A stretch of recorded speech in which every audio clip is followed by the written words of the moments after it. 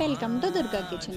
Today special egg rice. అబ్బబ్బబ్బా, ఈ egg rice మీకు కూడా నచ్చితే ఒక ముద్ద ఎక్కువ తినేయండి. ఇప్పుడు ఎగ్ రైస్ ఎలా తయారు చేయాలో చూసేద్దామా.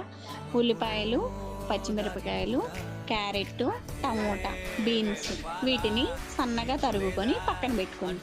తర్వాత ఒక గిన్నె తీసుకొని 3 కోడిగుడ్లను తీసుకుని ఆ గిన్నెలో పగలగొట్టి బాగా బీట్ చేసి పక్కన పెట్టుకుందాం.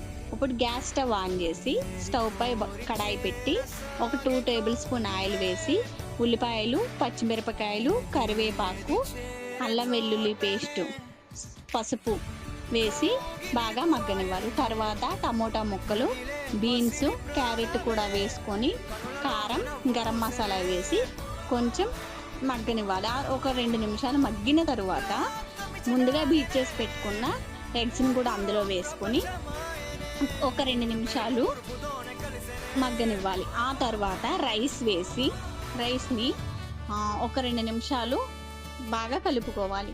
ఆ తర్వాత టమాటా సాస్, సోయా సాస్ కూడా వేసుకొని కలుపుకోవాలి. ఆ తర్వాత కొత్తిమీరతో గార్నిష్ చేసుకోవడమే.